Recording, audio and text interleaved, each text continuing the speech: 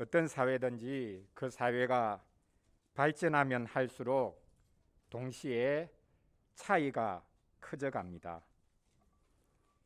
사람들 사이에 차이가 커지면 커질수록 우리가 치러야 할 사회적인 비용이 엄청나게 커져갑니다. 아무리 발전해도 우리가 치러야 할 사회적인 비용이 그 발전보다 더 크다면 그 발전이 무슨 소용이 있겠습니까?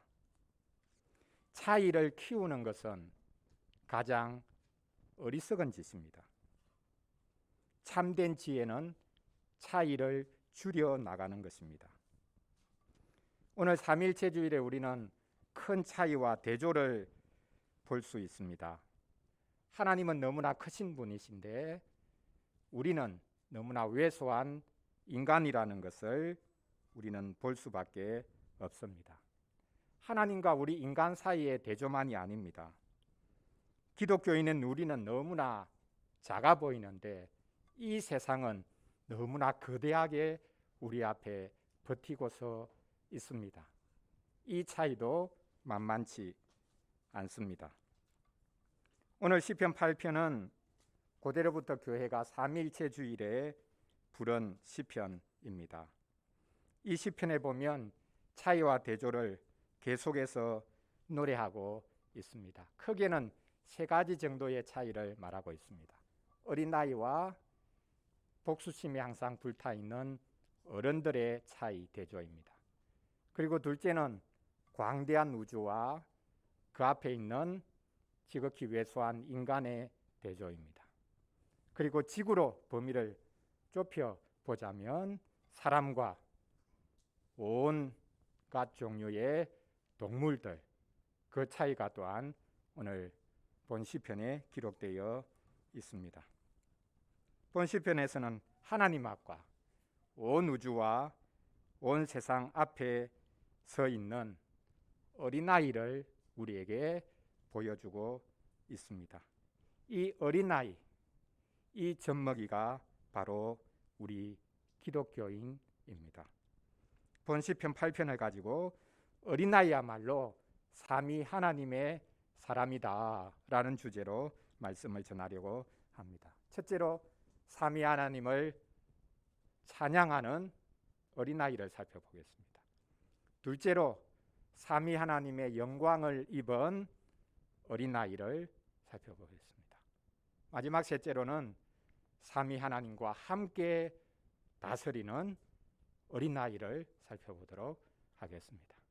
어린아이가, 어른이 아닌 어린아이가, 온 우주가 아닌 사람, 그 중에 어린아이가, 그리고 모든 짐승들이 아닌 어린아이와 같은 사람이 하나님을 찬양하고 하나님의 영광을 입었고 하나님과 함께 다스린다라는 것을 본 시편이 노래하고 있습니다. 첫째로 삼위 하나님을 찬양하는 어린아이를 우리가 살펴보겠습니다.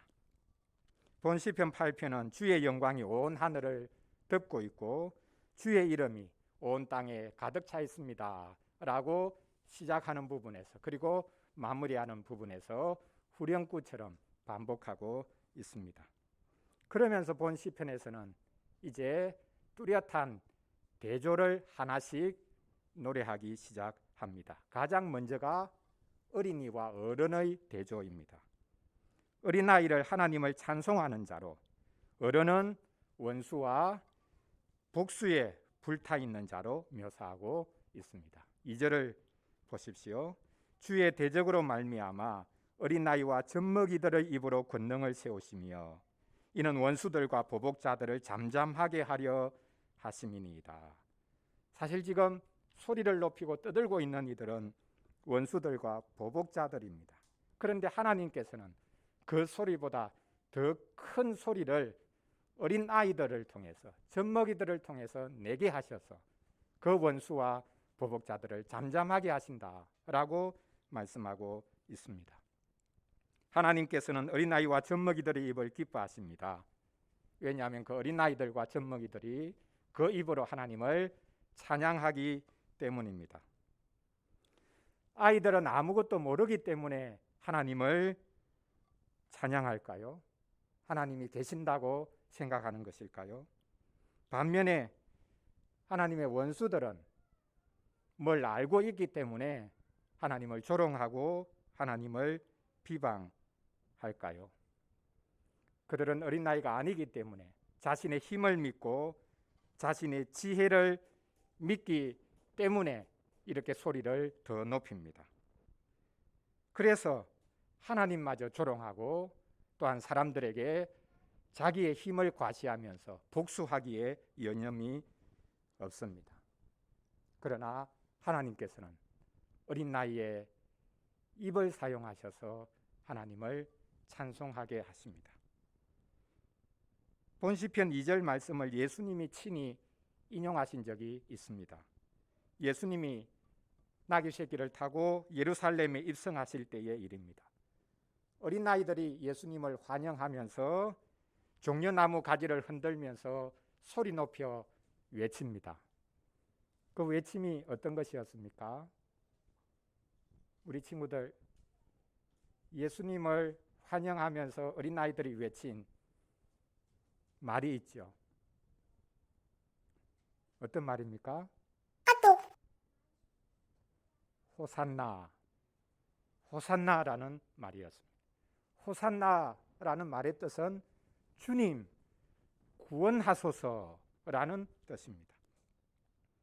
어린아이들이 예수님을 환영하면서 예수님 우리를 구원해 주세요. 그 아이들이 뭐 힘든 게 있다고 예수님을 향해서 예수님 우리 좀 구원해 주세요 이렇게 외쳤겠습니까? 어린아이들의 환영을 받으시면서 예루살렘에 들어가신 예수님은 바로 성전으로 가셔서 성전 안에서 장사하는 이들을 내어 쫓았습니다. 마태복음에 보면 예루살렘에 입성할 때부터 예수님을 따라다닌 이 어린아이들이 성전에까지 들어가서 호산나 다윗의 자손이여 소리쳤다고 말씀하고 있습니다.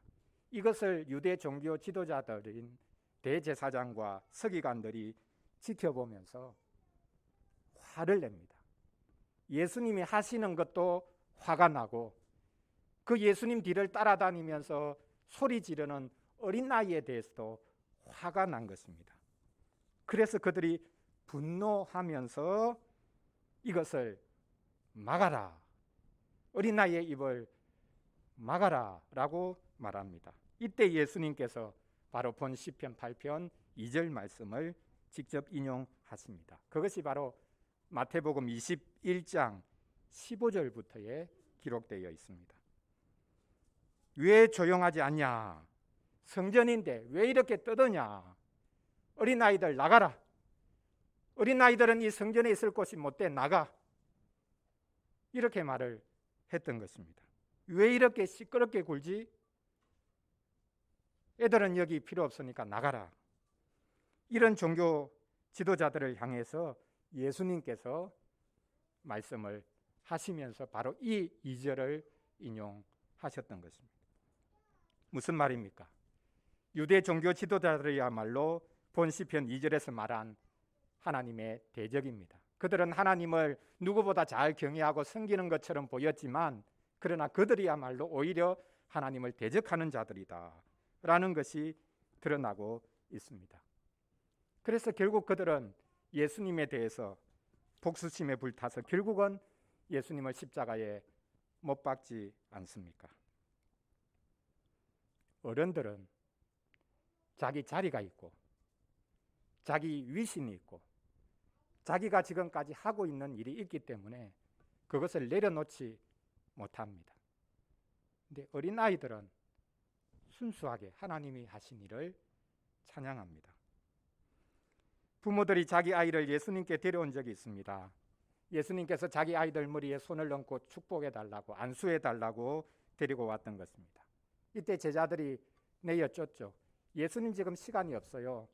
예수님은 지금 어른들에게 병도 고치고 기적도 베풀고 어른들을 위해서 할 일이 많은데 어린 아이들은 지금 예수님이 시간을 낼 수가 없어요. 빨리 데리고 가세요. 이때 예수님이 화를 내십니다. 막지 말라고 하시면서 화를 내시고 과격한 말씀을 하십니다.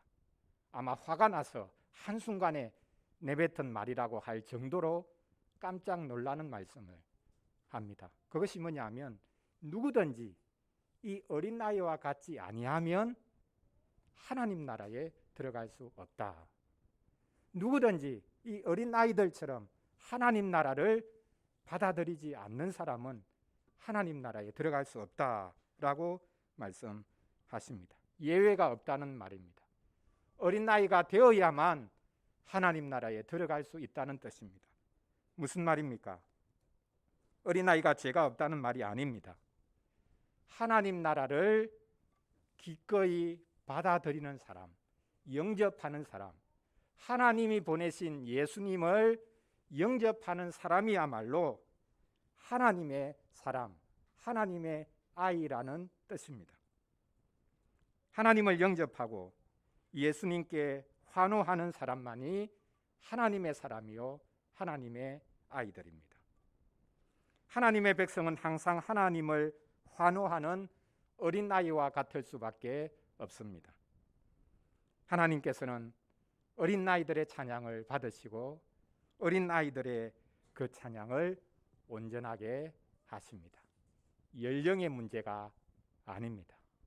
과연 우리는 하나님을 기뻐하고 하나님이 보내신 그리스도를 온전하게 받아들이고 있는가? 그렇다면 우리는 하나님의 사람이요 하나님의 어린아이입니다. 둘째로 삼위 하나님의 영광을 힘입은 어린아이들을 보겠습니다. 어린아이와 같은 시인은 자신의 눈을 들어서 이제 하늘을 봅니다. 하늘을 보니 여기에 또한 큰 차이와 비교가 있습니다. 3절부터 보십시오. 하나님께서 친히 손가락으로 만드신 하늘과 태양과 달과 별이 있습니다. 4절로 가보면 이렇게 노래합니다. 하나님께서 만드신 그 하늘을 다 보고 난 다음에 하는 말이지요. 사람이 무엇이기에 주께서 그를 생각하시며 인자가 무엇이기에 주께서 그를 돌보시나이까. 하늘을 보고 난 다음에 자기를 보았습니다. 얼마나 큰 차이가 있습니까? 여러분, 이 전체 우주가 얼마나 넓은지 우리가 상상할 수가 없습니다. 지금도 우주는 계속 팽창하고 있다고 합니다. 얼마나 넓습니까? 그 우주를 보고 난 다음에 이 지구를 보고 사람인 자신을 보면 어떻게 했습니까? 야, 우리는 아무것도 아니구나. 사람이 자기 공간 조금 더 확보하기 위해서, 아파트 평수 조금 더 넓히기 위해서 얼마나 노력합니까? 그 평수 조금 넓혔다고 얼마나 자랑합니까? 아이들조차도 자기가 살고 있는 평수 가지고 친구들끼리 평수 가지고 친구들 만들고 평수 가지고 친구들 따돌리고 이렇게 한다고 합니다. 그 평수가 얼마라고? 우주를 본 사람이 우주가 계속해서 넓어지고 팽창하고 있는 것을 본 사람이 자신을 보면 어떻게 했습니까? 야, 우리는 아무것도 아니구나. 이 땅 따먹기 하는 게 이게 참 웃기는 짓이구나. 그것을 알 수밖에 없겠죠. 광대한 우주를 보고 난 다음에 자신이 아무것도 아니라는 것을 깨닫는 것은 참 좋은 것입니다. 그러나 광대한 우주를 보고 난 다음 자신을 보아도 그 자신이 너무나 작고 인자라고 표현하고 있듯이 단지 사람일 뿐이지만 하나님께서 그런 자신을, 사람을 돌보신다는 것을 깨닫는 것은 더 좋습니다. 우주를 보고 자신을 보면서 우주뿐만 아니라 자신을 세밀하게 돌보아 주시는 하나님을 생각할 수 있는 사람이 기독교인입니다. 우주의 광대함과 인간의 왜소함 사이에 하나님이 계시다는 것을 아는 사람이 기독교인입니다. 기독교인은 무한한 광대함과 지극한 왜소함을 조화시킬 수 있는 사람입니다. 우리는 우주와 지구 그리고 우주와 지구에 있는 사람을 액면적으로만 비교하면 안 됩니다. 이 우주의 역사가 얼마나 오래되었냐 잘 모르죠. 지구의 역사만 하더라도 얼마나 오래되었는지 사실은 잘 모릅니다. 그런데 사람들이 이제 지구의 역사를 24시간으로 비유를 하고, 그 24시간에 비유하자면 사람이 탄생하고 사람이 태어난 것은 언제부턴가? 12시 정각되기 3초 전이라고. 지구의 역사를 따지고 보아도 24시간에서 3초 정도밖에 안 되는 인간인데, 인간이 그렇게 교만을 부리고 자기 목소리를 높이고 심지어 지구를 정복하고 지배하고 더 나아가 우주까지도 정복하고자 한다는 것, 얼마나 교만한 것인가 라는 것을 알 수 있습니다. 인간은 이 우주에서 티끌과 같은 존재일 수밖에 없습니다. 그러나 여러분, 티끌과 같은 존재, 그 존재가 유일한 존재입니다. 왜요? 사람만이 하나님의 형상으로 지음받은 인생이기 때문입니다. 하나님께서는 처음부터 사람을 만드셨고 그 사람이 하나님의 형상이 되도록 만드셨습니다. 그래서 이 우주 전체, 창조 전체의 꽃은 사람입니다. 하나님이 우주 만물을 광대하게 만드신 것은 사람이 살기 위한 환경을 제공하기 위한 것입니다. 지구만으로도 충분한데 왜 그러면 이 광대한 우주를 만드셨겠냐? 지금은 지구가 좁다고 화성으로 가서 이제 앞으로는 살 거다, 이런 계획도 세우죠. 그러나 이런 광대한 우주가 사실 필요 없거든요. 그럼 왜 그런 광대한 우주를 하나님이 만드셨겠냐? 우리의 눈요기를 위해서 만드셨는가? 그것도 바라보면서 하나님의 광대하심을 우리가 노래하도록 하나님께서 만드신 것이 아니겠습니까?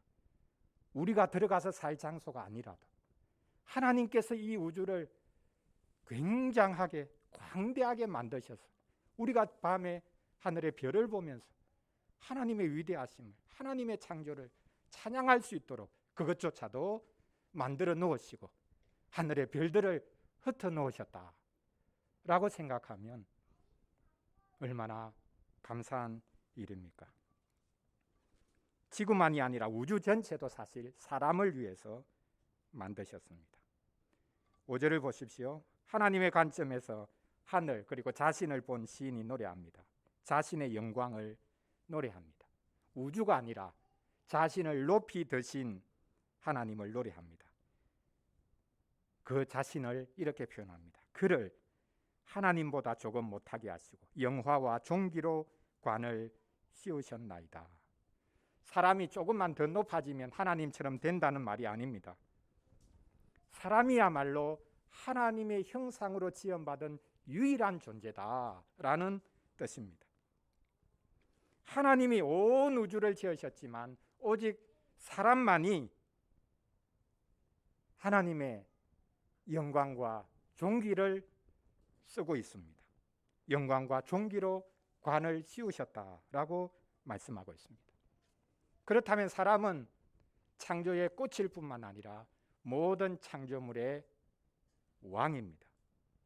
관을 쓰고 있는, 면류관을 쓰고 있는 왕입니다.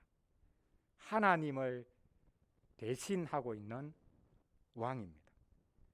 기독교인은 우주의 광대함과 자신의 왜소함을 알면서 동시에 하나님께서 사람을 존귀하게 지으셨다는 것을 아는 사람입니다. 그래서 기독교인은 어떤 경우에도 사람을 경멸하지 않습니다.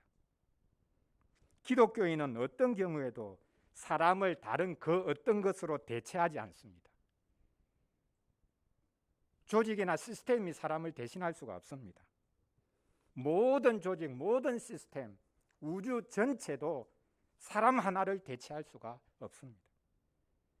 기독교인은 사람이 아무리 보잘것 없어도 삼위 하나님의 영광을 입고 있는 존재다라는 것을 아는 사람입니다.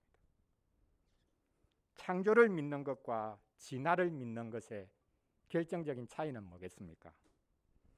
오래된 지구를 믿느냐, 젊은 지구를 믿느냐에 달려있는 것이 아닙니다. 창조론과 진화론의 결정적인 차이는 사람이 하나님의 형상으로 지음받은 유일한 존재냐, 그렇지 않느냐, 그것에 달려 있습니다.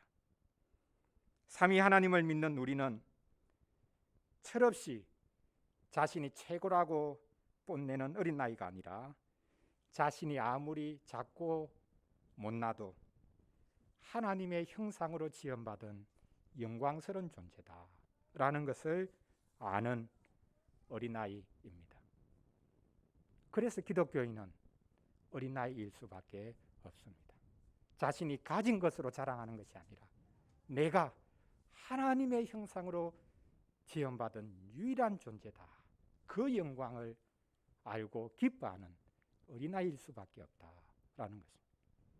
이제 마지막 세 번째로 삼위 하나님과 함께 다스리는 어린아이를 살펴보겠습니다. 하늘을 본 시인은 이제 땅으로 내려와 자신뿐만 아니라 모든 생물을 보기 시작합니다.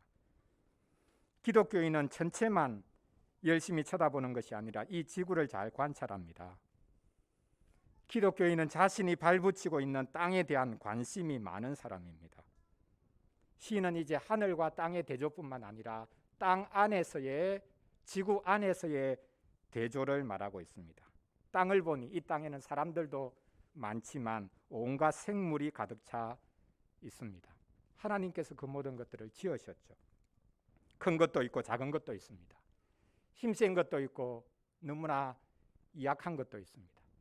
개체수가 아주 많은 것도 있고 개체수가 너무나 작은 것도 있습니다. 생존이 위태위태한 그 종 자체에 생존이 위태한 것들도 많이 있습니다. 하나님께서 이 모든 것들을 지으셨습니다. 그런데 하나님께서는 그 모든 것들을 사람이 다스리도록 하셨습니다. 6절부터 보십시오. 주의 손으로 만드신 것을 다스리게 하시고 만물을 그의 발 아래 두셨으니 곧 모든 소와 양과 들짐승이며 공중의 새와 바다의 물고기와 바닷길에 다니는 것이니이다. 온갖 종류 크고 작은 것들, 하늘에 땅에 바다에 다니는 그 모든 것들을 하나님께서 사람에게 주셔서 다스리게 하시고 그 모든 것들이 사람의 발 아래에 놓여 있다라고 노래하고 있습니다. 하나님의 다스림에서 벗어난 것이 없죠. 왜 그렇습니까? 모든 것은 하나님이 만드셨기 때문입니다. 사람의 다스림에서 벗어난 것도 없습니다. 왜 그렇습니까? 만드신 모든 것을 하나님께서 사람에게 다스리라고 하셨기 때문입니다.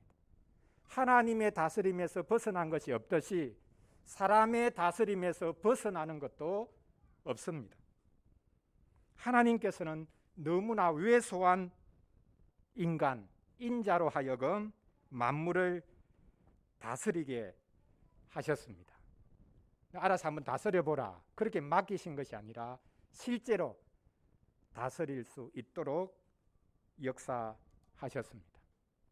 누구를 세워서 대표로 다스림이 무엇인지를 보여주시고 그것을 따르도록 하셨습니다. 누가 그 다스림을 이 땅 가운데 잘 나타내었습니까?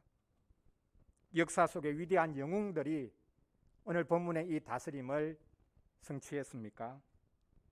나폴레옹이, 징기스칸이, 알렉산더 대제가 관을 쓰고 이 위대한 다스림을 성취했습니까? 천만의 말씀입니다. 하나님께서는 인자이신 예수 그리스도를 통해 이 복된 다스림을 이루셨습니다.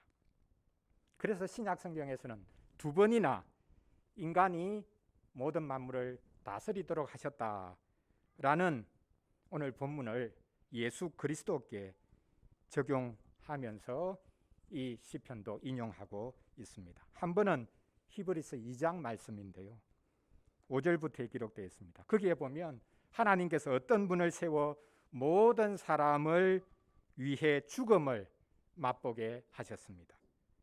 그렇게 죽음을 맛본 고난을 당한 그분을 하나님께서 온전하게 하셨고 그 결과로 이제는 그분을 다스리는 자가 되게 하셨다라고 말하면서 오늘 시편을 인용하고 있습니다. 모든 사람을 위해서 죽음을 맛본 후에 온전하게 되어서 다스리기 시작하는 분, 그분이 누구입니까? 그분이 바로 우리 주 예수 그리스도입니다.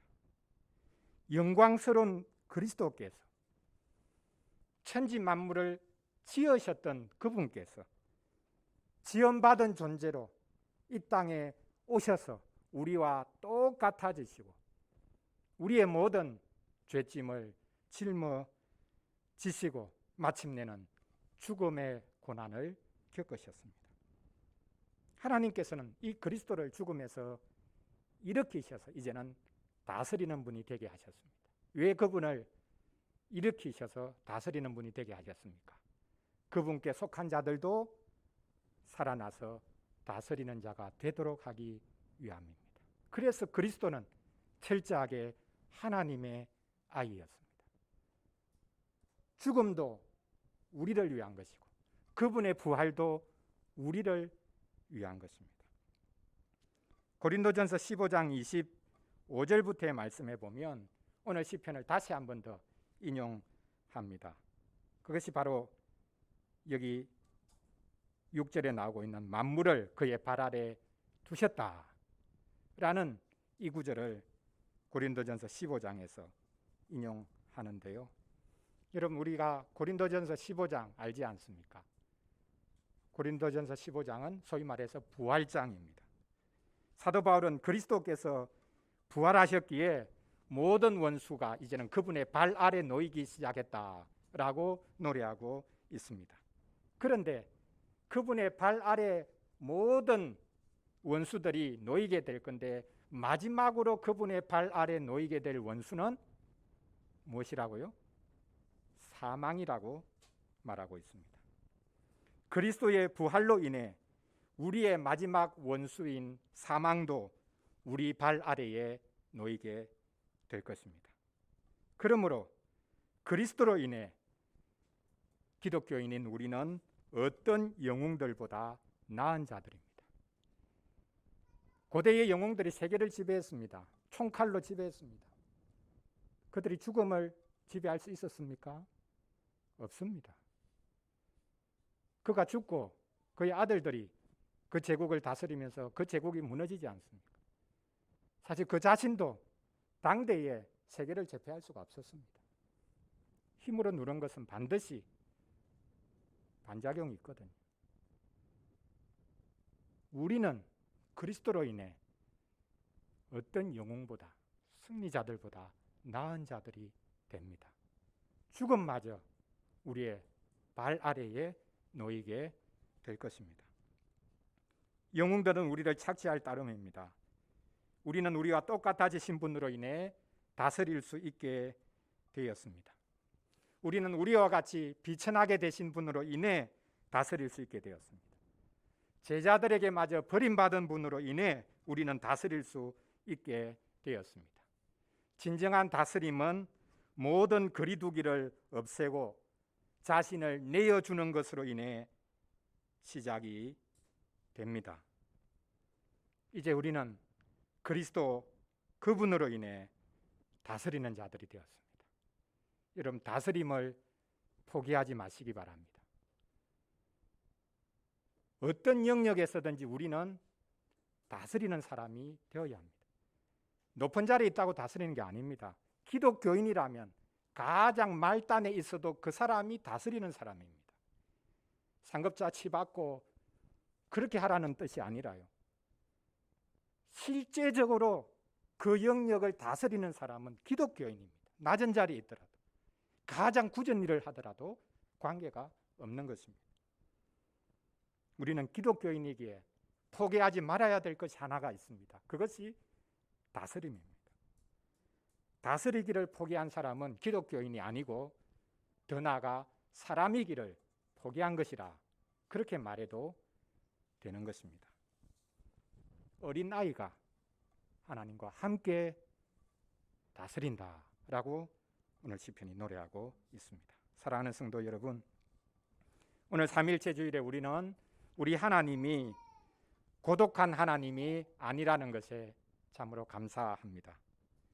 고독해서 혼자 결정하시고 다른 사람의 뜻은 전혀 무시하고 자기 혼자만 무자비하게 행하는 하나님이 아니심을 인해서 우리는 감사합니다.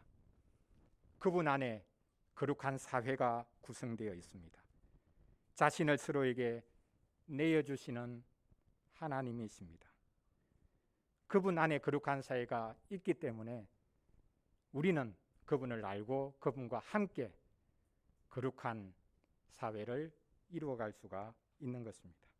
세 분이 한 분이시요 한 분이 세 분이신 하나님입니다.